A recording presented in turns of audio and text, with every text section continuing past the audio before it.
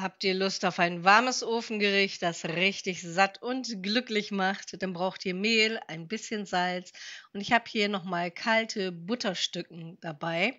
Und das Ganze knete ich jetzt hier bei mir in meiner Küchenmaschine mit dem Flachrührer von Kitty, also von Rammershofen, von der Marke. Denn das finde ich tatsächlich viel bequemer, als das Ganze per Hand zu machen. So kann ich auch ganz nebenbei noch andere Sachen in der Küche erledigen. Zwischenzeitlich gebe ich noch das Hefewasser hinzu. Wer dies nicht hat, kann auch Wasserkefir, Gingerbug oder im schlimmsten Fall ein bisschen Wasser verwenden. Der Teig wird jetzt ganz einfach durchgeknetet. Das geht ruckzuck und das Schöne ist, die Teile hier können ganz normal in der Geschirrspülmaschine durchgewaschen werden. Das heißt, ihr habt wirklich keinen Aufwand. Dieser Teig muss jetzt noch mal ein bisschen ruhen und kalt stehen. Ich gebe ihn daher in ein Glas und decke es ab. Alternativ könnt ihr auch ein Bienenwachstuch oder eine Frischhaltefolie nehmen. Die halbe Stunde nutzen wir natürlich sinnvoll und haben hier ein bisschen weiche, geschmolzene Butter, denn dann braucht ihr am wenigsten. Das ist so ein Esslöffel circa. Ihr könnt alternativ selbstverständlich auch Pflanzenöl, Kokosöl oder Margarine verwenden.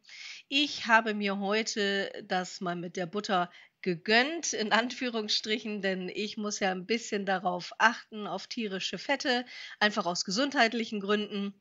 Und die Quicheform lege ich jetzt zur Seite. Wer diese Form nicht hat, kann auch eine 24er Springform verwenden. Das klappt genauso gut.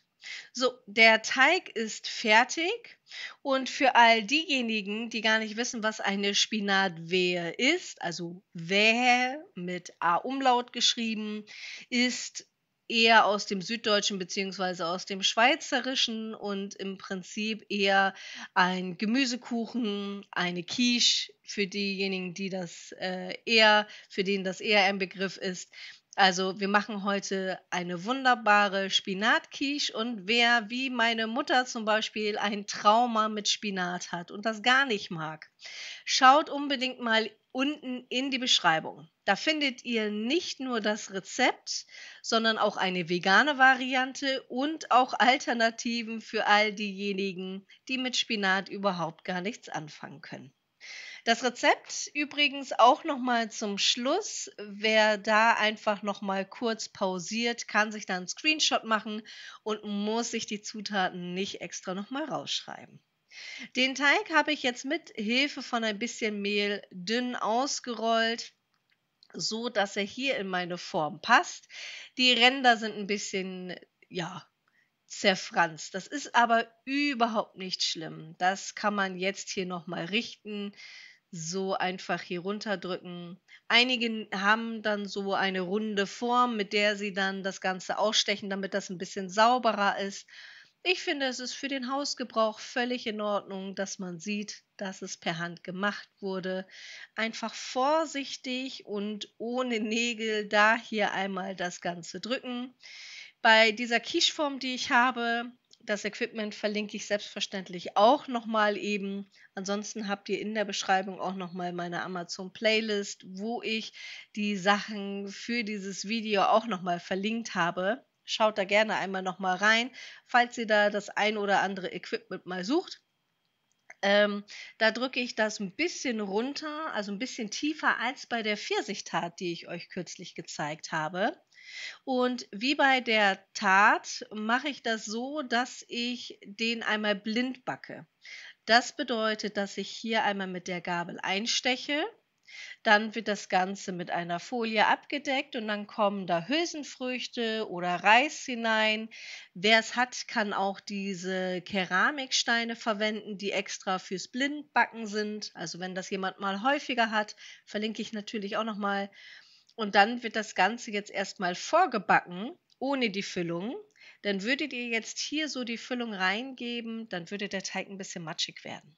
Das wollen wir vermeiden, also wird es vorgebacken. Und ich habe jetzt hier noch mal eben ein Stück Backpapier. Das sind diese Backpapierabschnitte. Die nutze ich tatsächlich kaum noch, also wirklich nur noch für dieses Blindbacken, weil ich bei mir zu Hause auf die Dauerbackfolie umgestellt habe. Und ich werde mir demnächst noch mal 'ne Dauerbackfolie bestellen für dieses Blindbacken, weil dann kann ich mir da schon mal was zuschneiden und habe dann genau für diese Zwecke noch mal so eine runde Form, damit ich da nicht immer dieses Backpapier verwenden muss und dadurch wieder dann Müll verursache. Wie macht ihr das denn am liebsten? Backt ihr blind? Also, habt ihr das schon häufiger gemacht? Und wenn ja, benutzt ihr diese Keramiksteine oder nehmt ihr ganz normal Hülsenfrüchte? Schreibt es mir gerne mal in die Kommentare. So, das ist das, was wegkommt. Und dadurch, dass ich das jetzt so gefalten habe, ist es einigermaßen rund. Ich hätte es jetzt noch mal, falten können, dann wäre es noch runder gewesen, aber für unsere Zwecke reicht das hier. Dann habe ich hier wieder meine Hülsenfrüchte, verteile die ein bisschen und die dienen dazu, dass sich der Boden nicht so wölbt. Und während das Ganze im Backofen blind backt, also 10 Minuten bei 180 Grad mit den Hülsenfrüchten und 5 Minuten ohne, bereite ich schon mal die Füllung vor. Dafür eine klein geschnittene Zwiebel, ein Esslöffel der Butter und noch 1 bis 2 Knoblauchzehen. Bei uns kommen tatsächlich eher immer 2 rein, weil wir mögen das ganz gerne. Und die schwitze ich jetzt hier so ein bisschen in meiner Keramikpfanne an, also wirklich nur ganz leicht. Achtet darauf, falls ihr auch eine Keramikpfanne habt, wenn die hoch ist, dass ihr die dann wieder auf die Hälfte runterstellt, weil ansonsten wird es schnell braun. Und dann habe ich hier ausnahmsweise mal Tiefkühlspinat genommen, den habe ich ordentlich abgetropft und wirklich die Flüssigkeit rausgedrückt, deswegen ist der so fest. Beim Tiefkühlspinat braucht ihr circa 300 Gramm. Und wenn ihr frischen Spinat habt, weil der ja so extrem einfällt, dann nehmt einfach 500 Gramm frischen Spinat. Der kommt dann beide Male in diese Pfanne und dann würze ich noch so ein bisschen mit Muskatnuss. Die reibe ich jetzt hier frisch rein. Ihr könnt natürlich auch die vorgemahlene nehmen. Ich muss mir mal so eine kleinere Muskatnussreibe nehmen. Das ist eigentlich unsere Reibe für Knoblauch und Käse, wenn man immer so eine Kleinigkeit braucht oder für den Parmesan zum Beispiel. Dann noch ein bisschen frisch geriebenen Salz und da kann ich euch sagen, das schluckt sehr viel Geschmack. Also, ihr könnt da wirklich großzügiger sein. Das ist ja wie mit Pastasoßen. Da auch ruhig großzügiger würzen, damit das dann später gut schmeckt. Noch ein bisschen frisch gemahlener Pfeffer und ein wenig Sahne und dann könnt ihr das Ganze einfach noch mal kurz durchmengen. Es muss nicht mehr groß aufkochen, also vor allem nicht bei dem Tiefkühlspinat. Beim frischen Spinat natürlich so, dass es schön eingefallen ist. Das lasse ich dann ein bisschen auskühlen. Den Mürbeteig, den habe ich zwischenzeitlich dann auch auskühlen lassen, aber in der Backform drinne gelassen. Und hier reibe ich jetzt ein bisschen Emmentaler. Alternativ könnt ihr auch Gruyère nehmen. Und dann kommen noch mal 3 Eier für die Bindung hinzu. Und schreibt es mir doch mal bitte in die Kommentare, wie ihr eure Wehe am liebsten mögt. Mögt ihr das so mit dem Spinat und dem Käse? Habt ihr da einen anderen Favoriten oder wollt ihr hier vielleicht sogar eure vegane Variante verraten? Dann schreibt es mir doch bitte gerne einmal rein. So, hier haben wir den ersten Teil, den größten mit dem Blindbacken hinter uns. Die Bohnen kühlen kurz aus und die Form kommt jetzt noch mal für 5 Minuten rein. So sieht das Ganze aus, darf ein bisschen abkühlen und schon kommt die Füllung hinein. Die Flüssigkeit, die ihr jetzt hier unten seht, die da rausläuft, das ist die Sahne, die ich ja mit hinzugegeben habe. Also das ist jetzt nicht mehr der Spinat. Und das bisschen Flüssigkeit, was da ist von den Eiern und der Sahne, das ist vollkommen in Ordnung. Die Quiche wird super lecker. Die hat so einen ganz fein bissigen Rand.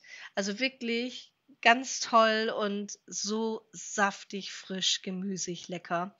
Also probiert es unbedingt aus. Ich freue mich schon auf euren Kommentare und wünsche euch viel Spaß beim Genießen dieser Köstlichkeit. Und dann sehen wir uns in diesen Videos wieder. Ich freue mich schon sehr auf euch und sende euch viele liebe Grüße.